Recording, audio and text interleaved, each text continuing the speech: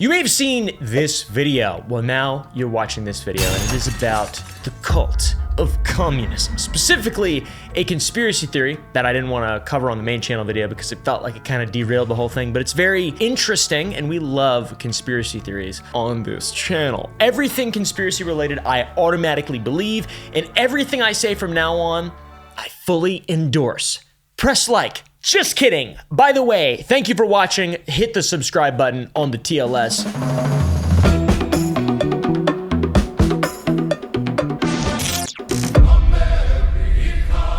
So anyways, we're gonna make an accessory video on the Too Late Show for all the videos from now on the main channel. This was going to be an extension of the cult of communism, the tragedies under communism, but during our research, we found an interesting conspiracy theory that Tiananmen Square may have been orchestrated by the CIA. Oh yeah!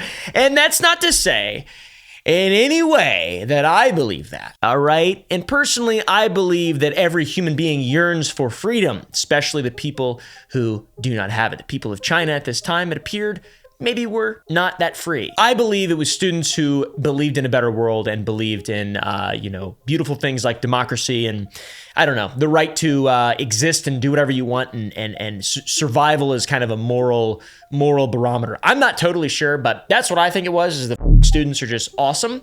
But anyways, check this theory out, because it's really interesting. So, what if the 1989 Tiananmen Square protests weren't just a spontaneous uprising, but rather a part of a calculated Western operation to overthrow the government of China? China.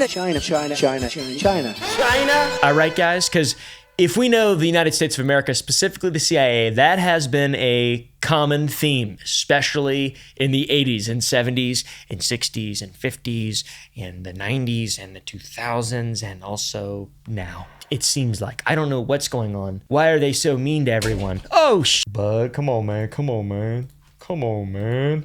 Why you gotta be overthrowing the government, man? It is a dictatorship. Or no, it's not.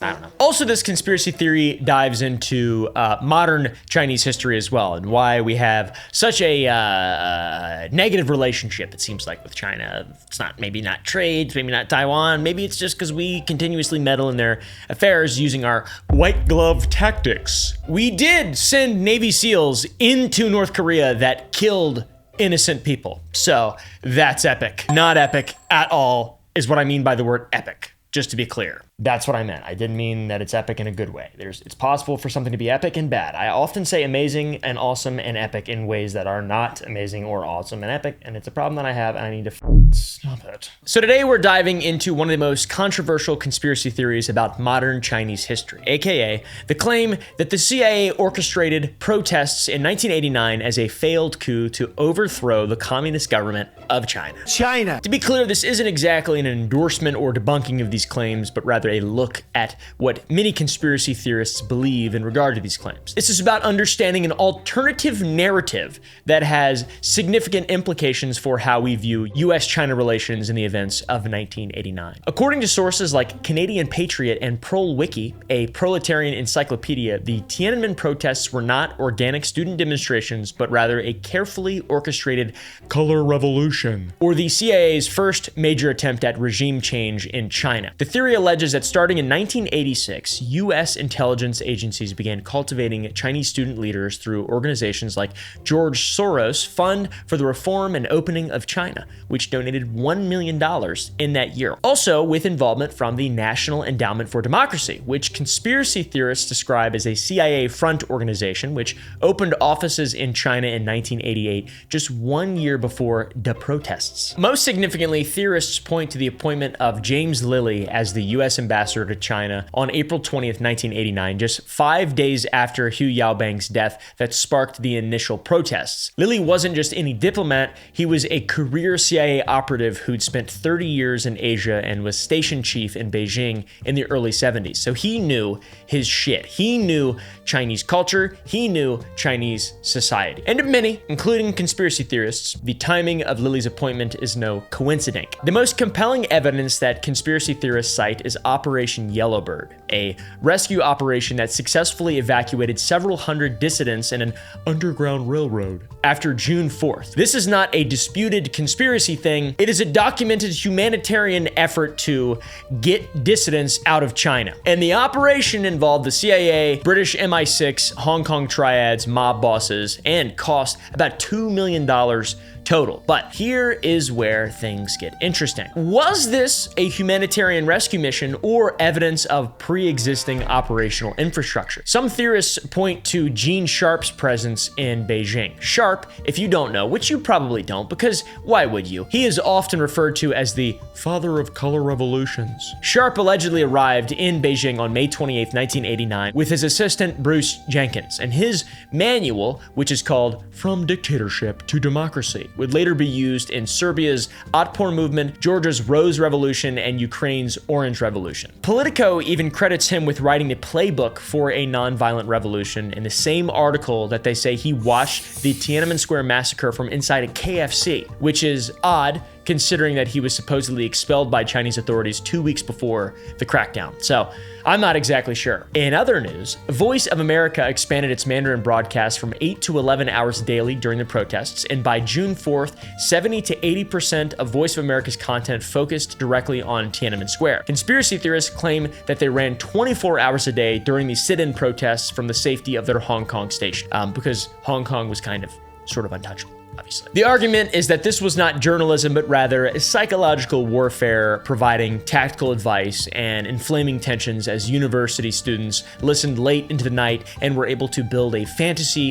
happy world of freedom without communism. And student leader testimonials later did confirm the influence of Voice of America. The broadcasts didn't just report events, they shaped expectations and strategies within the protests. So combined with the presence of major Western media networks all covering what was initially Gorbachev's visit, theorists see a coordinated information operation in the form of protests against the Chinese government. The timing of all of this is also crucial to the conspiracy narrative. In 1989, the Reagan Doctrine was in full effect, and the CIA was simultaneously providing $20 million to Poland's solidarity movement through Operation Q Helpful. They were supporting anti-communist movements in Nicaragua, Afghanistan, and Angola. For example, $5 billion was spent on the Afghan Mujahideen to defeat the Red Army, aka we gave $5 billion to Osama bin Laden, or something like that. The CIA supplied Nicaraguan rebels with guns and funding in the late 80s. The CIA supported rebels in Angola with weapons and embarrassingly crashed a plane full of military equipment, epic CIA win, and they coordinated the fall of Eastern European communist governments. I mean, that was kind of their thing in the late 80s. This was an era where the National Endowment for Democracy, founded in 1983, was actively funding opposition movements globally. It was a well-known thing.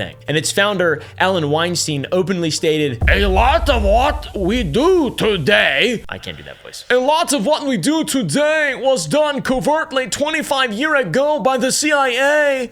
So yeah, that makes sense. Also, historically, the US orchestrated or supported regime changes in the Philippines, multiple Eastern European countries, and even attempted them in several other countries using secret epic tactics like, I don't know. What did they do? I don't know. They did a f***ing lot.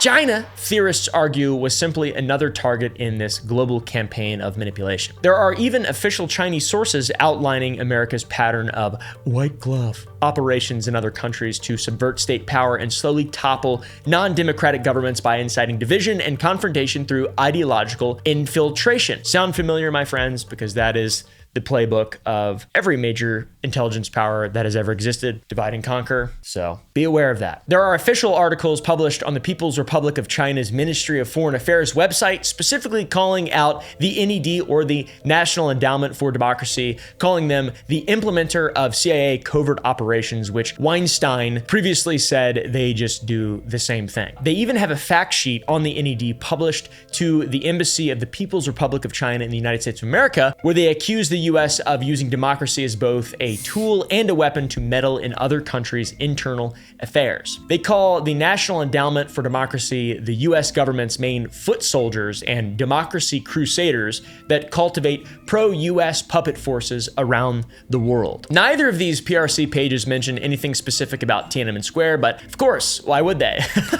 That would be acknowledging the massacre. They can't do that. And it's crazy that you can't even do it now. People still say that on that damn Red Note app. I got banned on that sumbitch for saying Tiananmen Square and stuff. I don't know, man. It's really weird. People get really angry. They get angry. They're like, that did not happen. Blah, blah. It'd be like us saying Kent State didn't happen. Or that's like a lot of what people say in China is like, Americans need to look at themselves in the mirror. Look at Kent State. Like, yeah, it's like the whole point of America is being able to look at Kent State and talk about it a lot without the government silencing you, because they can't. I guess they could. They could try, but they got to go through YouTube first.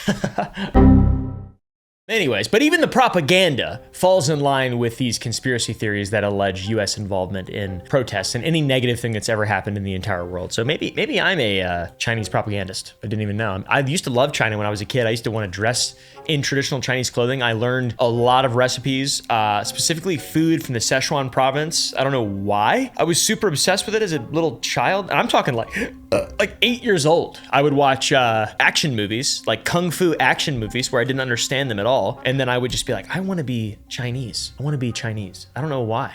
I love China so much. The culture is incredible. I want to go to China really bad, but I feel like I've said too many negative things about the government and I'm like blacklisted or whatever. Maybe not. I'm sorry. All right. So anyways, whether you believe this theory or not, certain facts remain completely undisputed. The CIA did help evacuate student leaders. Voice of America did dramatically expand their broadcasts, and Gene Sharp, the father of color revolutions, was in Beijing. And also Operation Yellowbird happened, which is a kind of a hug to all those other things. So the question isn't whether or not the US was involved. Obviously they were. The question is the extent and timing of their involvement and whether or not it was a humanitarian response to a tragedy or evidence of a pre-planned operation gone wrong. If true, it suggests current tensions aren't maybe just about trade or Taiwan, but rather they stem from failed regime change attempts in China that the leadership has never forgotten. By the way, Xi Jinping looks like a teddy bear, and Donald Trump looks like, I don't know. I just want to see him fresh out of the shower, I feel like. And I don't mean that like I want to see his naked body. I want to see what his hair looks like, because it's crazy looking. It's like, imagine how long it would be, just how, like, I look like a idiot out of the shower. Just so dumb. I just look in the mirror. I have one of those mirrors that's like at a weird angle too, where you can see like up in your butt crack from the front. I'm just kidding. Anyways, guys, thank you for watching this episode of TLS accessory to the main channel video. Go to the Gump Club to watch exclusive content. We're releasing documentaries on game development very soon on the Oompa TV channel with a bunch of cool exclusive stuff on the Gump Club. We're gonna try to make the Gump Club like cool over the next few months. So we've been working on a lot of really cool shit. I'm excited to show it. There's a reason I haven't been posting as much, and it's not because I'm tired of posting. I've been working more than ever. So anyways, thank you guys for watching. If you enjoyed, press the like button, hit the subscribe button, go to sour.gg, go to the Gump Club to watch exclusive videos, subscribe to the T Late Show, subscribe to the main channel, subscribe to Oompa TV, and I'll see you in the next one.